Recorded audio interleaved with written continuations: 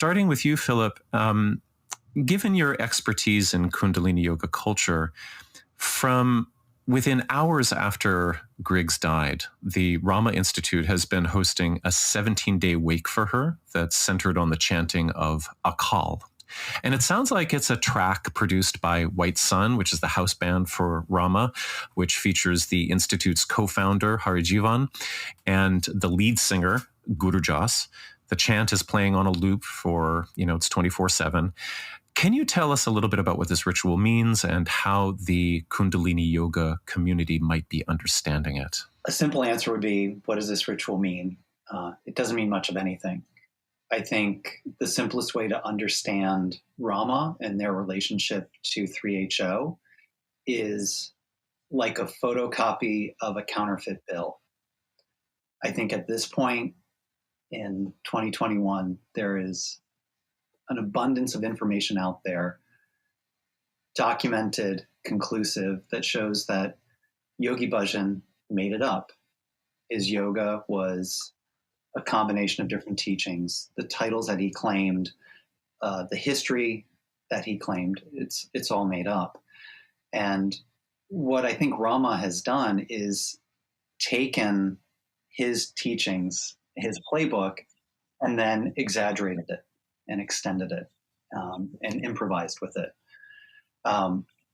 It's important to note that even though 3HO and Yogi Bhajan claimed to be Sikhs, claimed to be bearers of authentic Sikh practice, so much of what they do is unintelligible. It's nonsensical to 99% of the other Sikhs throughout the world.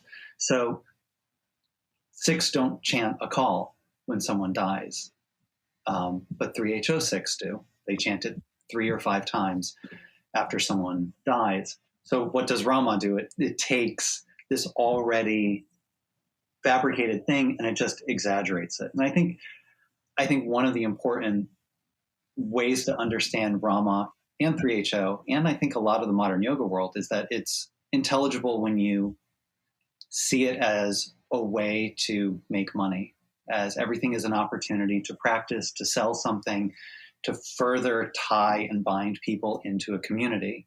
And I think this is what Rama has done very well for their own ends, is to just take what 3HO has left, what Yogi Bhajan has left behind, and just exaggerate it, really extend it. So why chant 3 or 5 times when we can chant for 17 days? Why not have you want to download or buy the Akal CD for your own use? Now, following up and appealing to this startling image of the photocopy of the counterfeit bill, are there similarities between this mourning period and the period following the death of Yogi Bhajan? There are similarities. I think one critical difference is that Yogi Bhajan was always fantasizing about his death and pushing his death in front of his students from the outset. I mean, you look at some of his earliest lectures and the clock is always ticking. I don't know how much longer I'm going to be here. I don't know how much more I can give. People are attacking me. I could die. When I interviewed Pamela Dyson, I think this was like 10 years ago, 11 years ago, she talked about that, his kind of death fantasy that he was always putting out there. And I think that has a lot of really important consequences. It protects the leader, in this case, Yogi Bhajan, from criticism. You feel like any of us would do if we're around someone who's sick or in pain, we don't want to impose on them. It also kind of raises the price tag of what someone like Yogi Bhajan is offering. You know, how do you make a $5 sandwich seem twice as good? Charge $10 for it. How do you take really basic yoga exercises and breathing? How do you make them seem really important? Well, you put it out there that maybe this teacher has risked his own life to provide these teachings for you.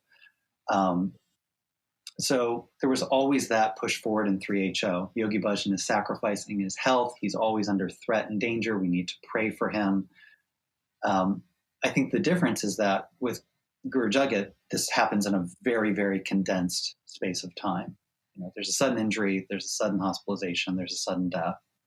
I think that's the only real difference. And that suddenness is also more, I suppose, extraordinary against the context of the general invincibility of how she is presented to her community and within her community. I think a good metaphor would be when you cross a border from one country to another, what do you have to do with your money? You have to change currency. You can't spend American dollars in Mexico, and you can't spend pesos here in the US. So I think that's what we're seeing over the long term with Yogi Bhajan during his lifetime and decades of illness and failing health. And we see the same thing with Guru Jagat. What do you do when you're selling a technology that supposedly offers hyper awareness and intuition and radiant health? What do you do when you trip and you hurt yourself and you get sick and you die? You're in another place now, and so you have to change currency. So I think that's what you saw with Guru Jagat, and you also saw that with Yogi Bhajan. Suddenly, the rationale changes dramatically. The obvious question with Yogi Bhajan is, how is a master of yoga dying young with a repaired heart, someone else's kidney, feet chopped up from diabetes, morbidly obese, and on heavy painkillers?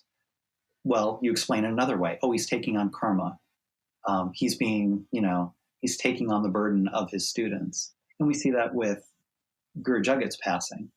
Suddenly, she has too much light to hold in her earthly vehicle. She had fulfilled her destiny. It's just a radical changing of the terms that people first engage with the yoga and her teachings.